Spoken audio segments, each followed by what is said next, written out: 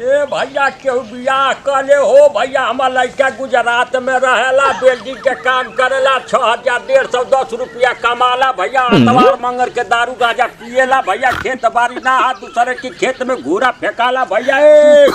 केहू अपन बहन बेटी के बियाह करी हो भैया। हमार लड़का गुजरात में कमाला, बिल्डिंग का काम करेला, 6,150 रुपया कमाला। अतवार मंगर के दारू गांजा पिएला, खेत बाड़ी ना हाथ दूसरे के घर में घूरा फेंकाला भैया। क्यों बियाह करी हो? ए भाई तू कहत हो तो हमारी अंदर ना लावा फूटा था, भाग भाग।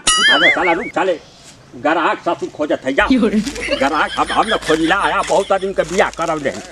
बिहार गई साला खोजत तक खोजत सारी ऐसा दिन दशा आ गई ससुरा। यहू सब 72 दिन दशा आई कि हम अंचल लेके हम खोजत है गली गली गली गली साल बियाह खातिर खोजत है। जमाना ऐसा बदल गई सार मुँह थोबड़ा नहीं ले हुआ कुकुर साफ नहीं है। चले हम के जमाना में साला खटिया टूट जाए कुल तिल करुआ में तब जमाना तो दूसर आ गए लेके खोजे लगल न साले कहीं का आवा गाँव में आ गए जा तनी खुद थोबड़ा बढ़िया से बना लिए यार। अच्छा लड़की देख के मुस्किया ये मत साले आ गाँव में चल।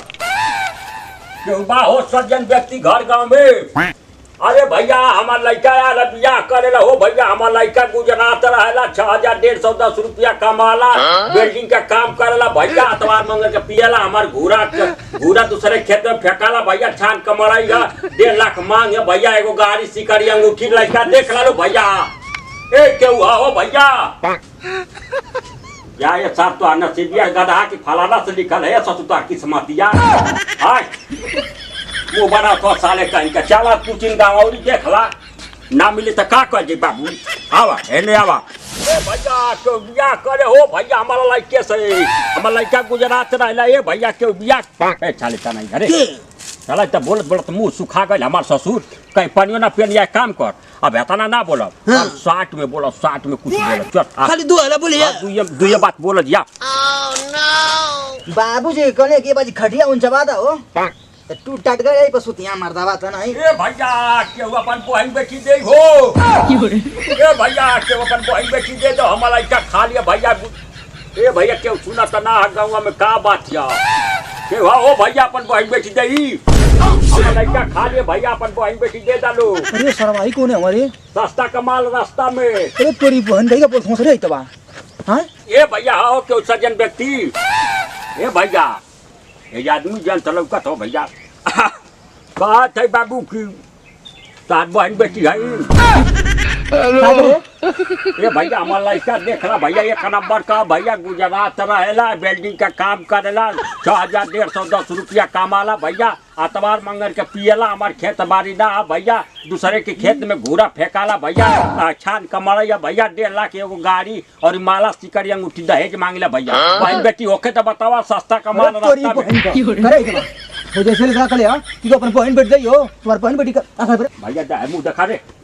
अरे मुंह देख ले, मुंह दिखा रे, मुंह दिखा। वहां देखा सुअर नियर कर मुंह हवा लेकिन और मतलब का काले करे सुअर नियर बता। अच्छा कट्ठा अरे अच्छा नहीं आ रहा भैया। पहले पारा नहीं आ रहा बस अरे अच्छा नहीं हो गला। कब करिया कमजोर एकदम पति करिया या भैया। 1 नंबर का लड़का भैया। बहन बेटी होके तो हमारे लड़का के दे दे यार 18 देके सुन रहे लेकिन तू का बोल ले कि भैया एक हल्का फुल्का मत। अरे सारे बहन बेटी का मतलब का अरे हमार लड़का गुजरात रहेला, बिल्डिंग का काम करला, 6,150 रुपया कमाला। अतवार मंगर के पियला भैया। हमार खेत बाड़ी ना दूसरे में घूरा फेंकाला भैया। छान कमरैया, 1.5 लाख एगो गाड़ी एगो सिकड़ी माला मांगिला भैया दहेज में। अब भैया लड़का रास्ता कमाल सस्ता में देता है भैया। बियाह काल अपन बहन बेटी कौन तरीका से ए भैया तू बहन बेटी सब लेबे। अरे भैया भैया अरे भैया भैया अरे भैया अपन सौदा बचा ले बेटा। सौदा बचा ले भैया। मत सौदा मारना लड़का का मत मारा। सौदा तो कहां से ले बहन बेटी चल चल अब ना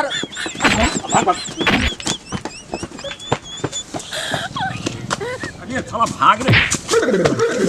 ए उठ सरवा रुका से कहां गया सारे मार के तो हम खा रहे। अरे कहां गया सर इतना बात नहीं। अरे सारे अगर मिल जाता ना तो जाके पिछाऊ लाट देते सर गणिया डाल देते बलठवा देवा तो उनके बहन बेटी सरवा सा बहन बेटी लिया सारे ना सर